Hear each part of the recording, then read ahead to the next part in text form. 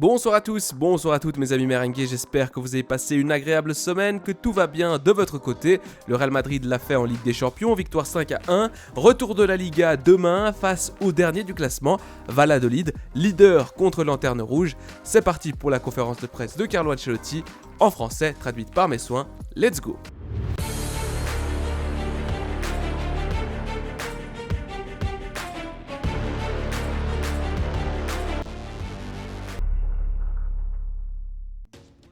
Après les 3 derniers bons matchs du Real Madrid, comment l'équipe aborde-t-elle la rencontre de demain contre Valladolid qui a besoin de points?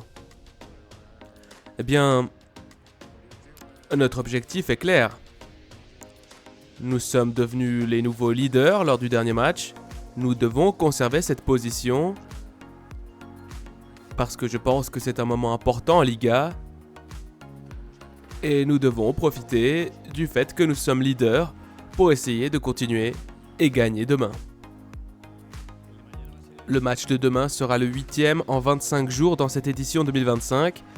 Vous affrontez la Lanterne Rouge à 21h dans le froid de Valladolid. Et vous le savez très bien, je veux dire, si c'est un bon match pour faire des rotations en prenant en compte le nombre de matchs que vous avez déjà joués et ceux qui vous restent. Eh bien, les rotations, on donne à ce match l'importance qu'il mérite. C'est un match très important parce que, comme je l'ai déjà dit avant, nous devons conserver notre avance. Je vais mettre la meilleure équipe possible, parce que le match le plus important de tout ce cycle, c'est celui de demain. C'est vrai que c'est un calendrier exigeant, et je pense que petit à petit, on arrive à prendre le bon rythme. À devenir enthousiaste. Nous venons d'apprendre que l'Arabie prépare une offre colossale de 300 millions pour Vini.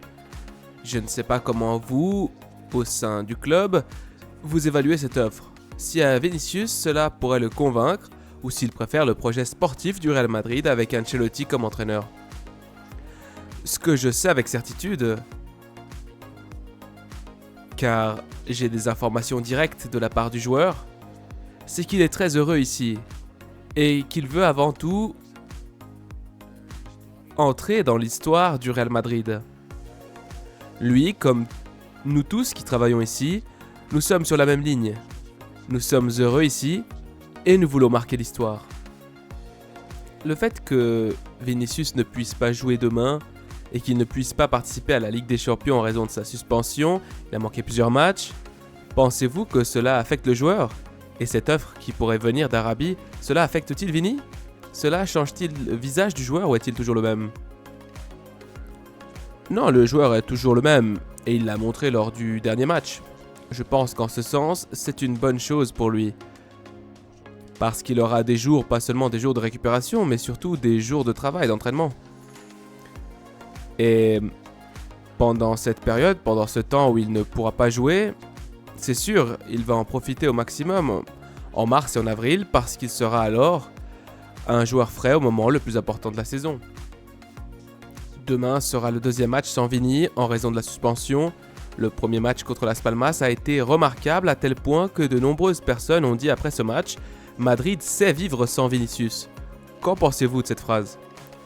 Eh bien qu'ils ont oublié qu'avec Vini, nous avons gagné la Ligue des Champions à Paris. Avec Vini, nous avons gagné la Ligue des Champions à Londres. Ils ont tous oublié cela.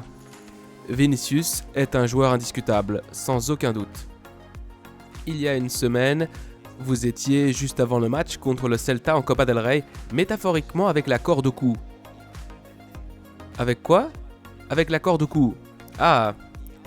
Aujourd'hui, vous êtes en tête, leader. Vous êtes en quart de finale de la Copa del Rey et en bonne position en Ligue des Champions. Comment se porte cette corde de Carlo Ancelotti ? Eh bien, ce n'est pas ce que je ressens. Mais oui, il y a des moments un peu plus compliqués dans la saison, d'autres un peu moins. Moi, je vais bien.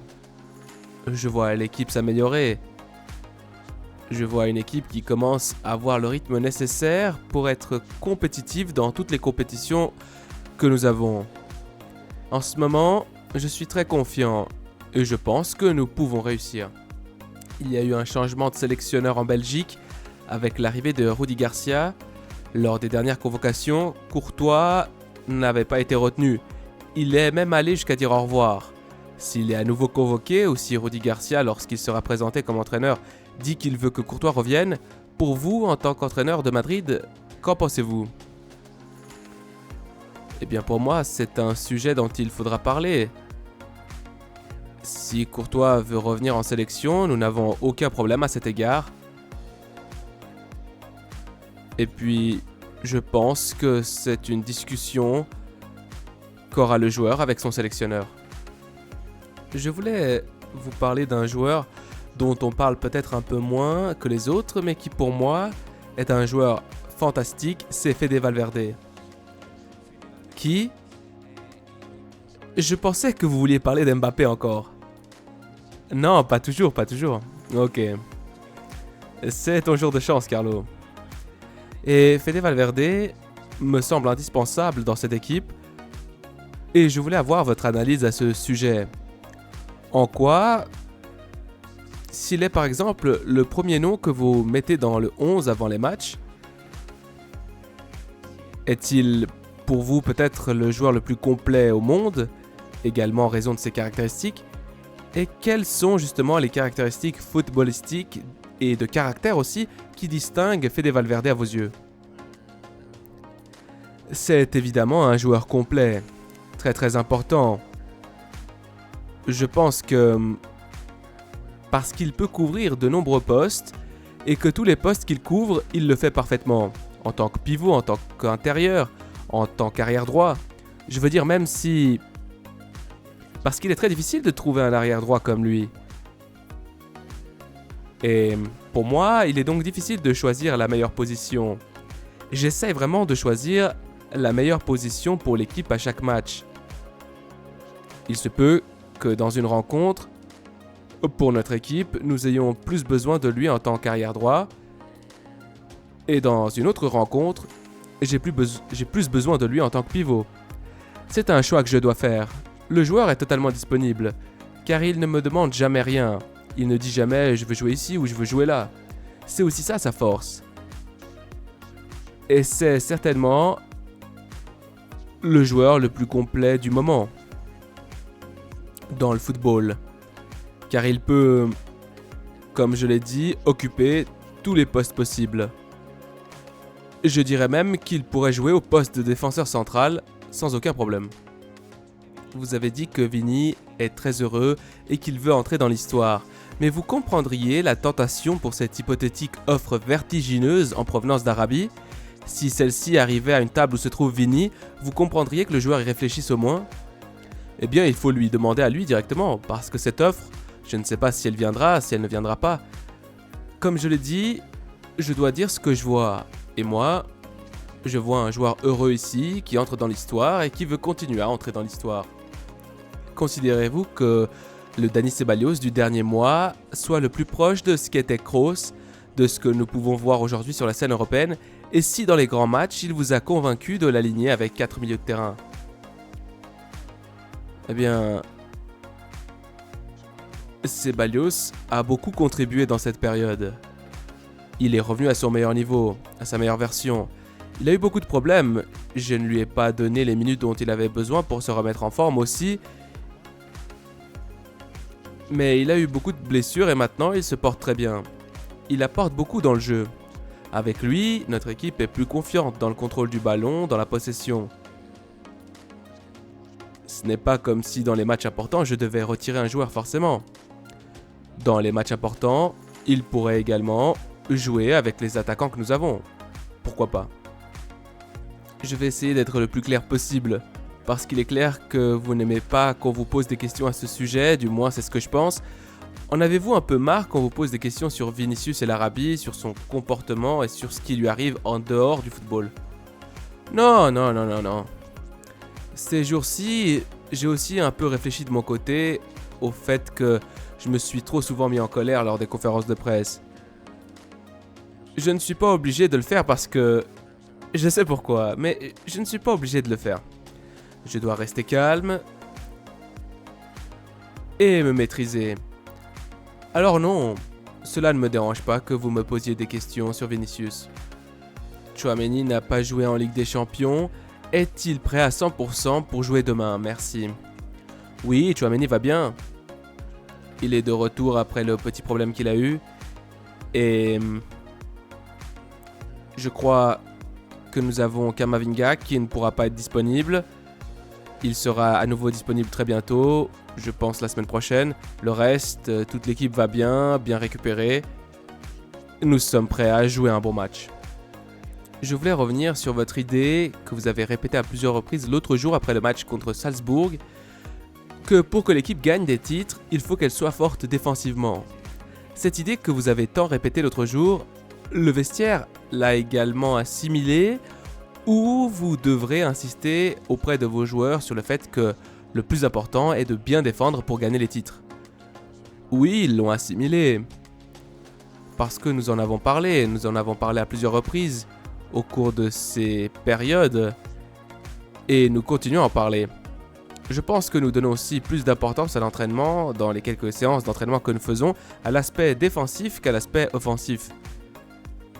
Et petit à petit, l'équipe le comprend et s'améliore. Il n'y a pas de doute là-dessus.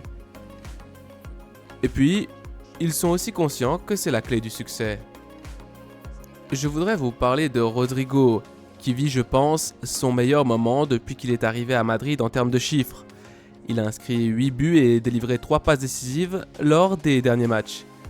Selon vous, qu'est-ce qui a évolué dans le jeu de Rodrigo pour qu'il soit aussi bon qu'il l'est aujourd'hui sur le terrain? Je pense que ce qui caractérise Rodrigo en ce moment, c'est sa continuité. Quelque chose qu'il n'a pas eu dans le passé, quand il était un joueur qui se distinguait beaucoup dans certains matchs et un peu moins dans d'autres. En ce moment, il a marqué beaucoup de buts et donné beaucoup de passes décisives. Il est également très présent dans les matchs. Je crois que c'est ce qui ressort en ce moment. Et puis, pour un attaquant, il est normal d'avoir des hauts, des bas, des hauts et des bas. Mais quand on est capable de montrer des chiffres comme il le fait avec continuité, c'est ce qui ressort le plus. Il y a quelques mois, vous avez déclaré que l'objectif du club n'était pas de donner des minutes aux jeunes joueurs. Si je ne me trompe pas, 7 d'entre eux ont déjà fait leur début cette saison. L'idée a-t-elle un peu changé? Non, cela n'a pas changé, l'idée est toujours la même. Gagner les matchs. Si nous faisons jouer des jeunes joueurs et que nous gagnons des matchs, c'est qu'ils méritent de jouer. Je pense que les canteranos, les jeunes joueurs en ce moment, surtout en défense, ont profité du fait que nous avons eu des problèmes, des blessures. Et je dois dire qu'ils en ont très bien profité. Ceux qui ont joué ces derniers temps, Raoul s'est bien débrouillé, Jacobo est revenu d'une blessure très longue, mais c'est aussi un très bon profil pour jouer, et Lorraine aussi en tant qu'arrière droit. Ils ont su profiter des absences que nous avons eues. Au revoir.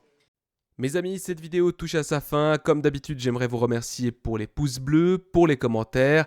Merci pour tout, vous êtes incroyables. Le Real Madrid demain qui va devoir gagner pour conserver cette première place en Liga, pour conserver la tête du championnat. Je vous dis à tout bientôt, à demain, à la Madrid y nada más. Prenez soin de vous, des vôtres et de votre famille, c'est vraiment le plus important. Allez, ciao.